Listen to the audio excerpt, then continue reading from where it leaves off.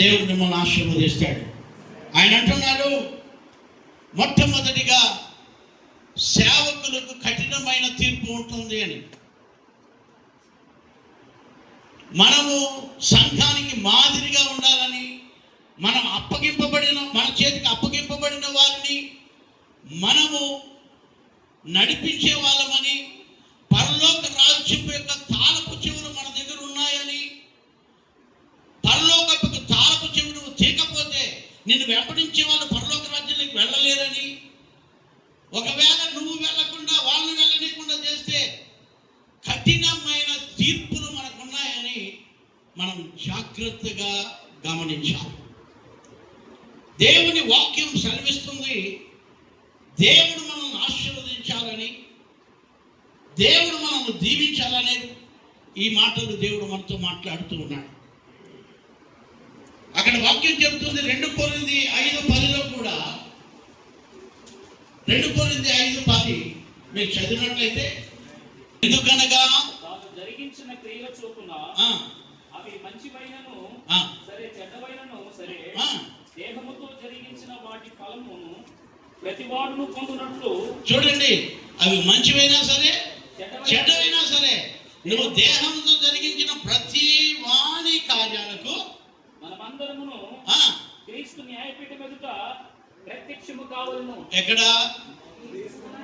శరీరముతో జరిగించినవన్నీ కూడా. ఈ శరీరముతో మీరు ఏమేమి జరిగిస్తున్నారో ఆయన ఎదుట ఒక రోజు నిలబడాల్సిన రోజు వస్తుంది. ఆ రోజుకి మనము ఆత్మ సంబంధమైన వారిగా మనం నిలబడకపోతే శరీర సంబంధమైనవన్నీ ఆయన ఎదుట నిలబడతాయి.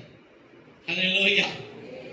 దేవునిలో మనం జీవించి దేవుని వాక్యంలో మనం బ్రతికి ఎప్పుడైతే మనము దేవుని కోసం బ్రతుకుతామో అప్పుడు దేవుడు మనల్ని ఆశీర్వదిస్తాడు. మత్తయి సువార్తలో ఒకసారి చదవండి, 23:8 కూడా ఒకసారి చదవండి త్వరగా. మీరైతే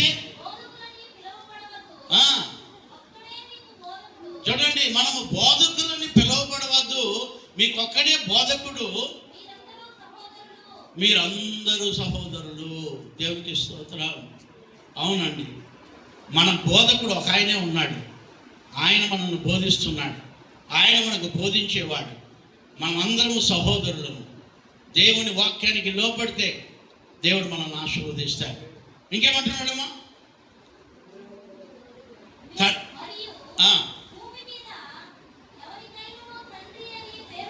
తండ్రి అని ఎవరిని పిలవద్దు. నేను ఒక్కడనే తండ్రిని, నేను ఒక్కడిని మీకు తండ్రిని దేవుడు చెప్తున్నాడు. ఆయన పరలోకమందున్నాడు. ఆయన ఒక్కడే మనకు అందరికీ తండ్రి. ఇప్పుడు ఆయన మన బిడ్డలము, మనం ఆయన బిడ్డలము, మనమందరము సహోదరులము సహోదరులము. ఇప్పుడు మన చేతులు ఏమున్నాయి? తాళపు చెవులు ఉన్నాయి. పరలోకం తీస్తారా, పరలోకాన్ని మూస్తారా? మీరే తెలుసుకోండి. నాకైతే టైం అయిపోయింది.